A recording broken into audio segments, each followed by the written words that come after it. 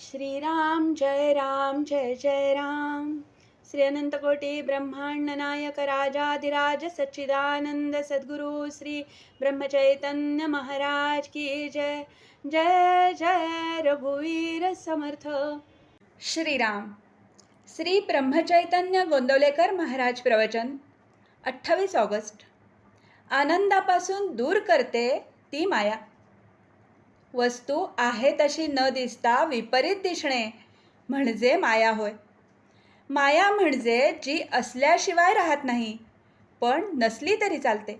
उदाहरणार्थ छाया. माया ही नाशणारी आहे. ती जगते आणि मरते. मला विषयापासून आनंद होतो, पण तो आनंद भंग पावणारा आहे.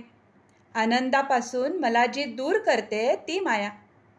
आपल्याला विषयापासून शेवटी दुःखच येते, हा आपला अनुभव आहे.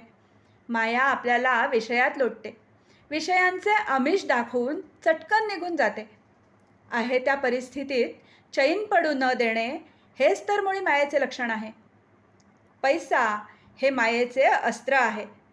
मायेचे थोडक्यात वर्णन करायचे म्हणजे भगवंतापासून मला जी दूर करते ती माया.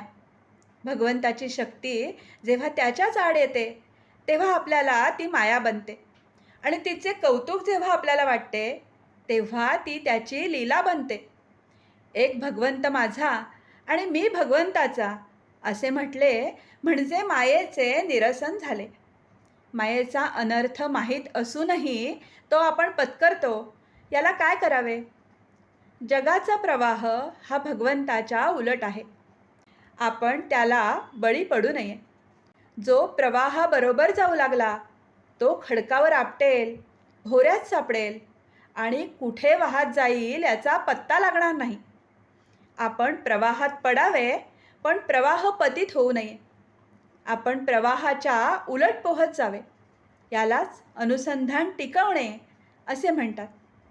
भूताची बाधा ज्या माणसाला आहे त्याला जसे ते जवळ आहे असे सारखे वाटते, तसे आपल्याला भगवंताच्या बाबतीत झाले पाहिजे. परंतु बाधा ही भीतीने होते. त्याच्या उलट भगवंत हा आधार म्हणून आपल्याजवळ आहे असे वाटले पाहिजे. मनात वाईट विचार येतात, पण त्यांच्या मागे आपण जाऊ नये. मग वाईट संकल्प विकल्प येणार नाहीत. सर्वांना मी माझे असे म्हणतो, मात्र भगवंताला मी माझा असे म्हणत नाही. याला कारण म्हणजे माया. वकील हा लोकांचे भांडण माझे म्हणून भांडतो, पण त्याच्या परिणामाचे सुखदुःख मानित नाही. त्याचप्रमाणे प्रपंच माझा म्हणून करावा, पण त्यामधल्या सुखदुःखाचे धनी आपण न व्हावे. खटल्याचा निकाल कसाही झाला तरी वकिलाला फी तेवढीच मिळते. तसे प्रपंचात प्रारब्धाने ठरवलेले भोग आपल्याला येत असतात. आपले कर्तव्य म्हणून वकील जसा भांडतो त्याप्रमाणे कर्तव्य म्हणूनच आपण प्रामाणिकपणे प्रपंच करावा. त्यामध्ये भगवंताला विसरू नये. अनुसंधान कमी होऊ देऊ नये. कर्तव्य केल्यावर काळजी करू नये, म्हणजे सुखदुःखाचा परिणाम आपल्यावर होणार नाही. हे ज्याला साधले त्यालाच खरा परमार्थ साधला. आजचे बोधवचन. दुःखाचे मूळ कारण जगत सत्य मानले आपण. जानकी जीवन स्मरण.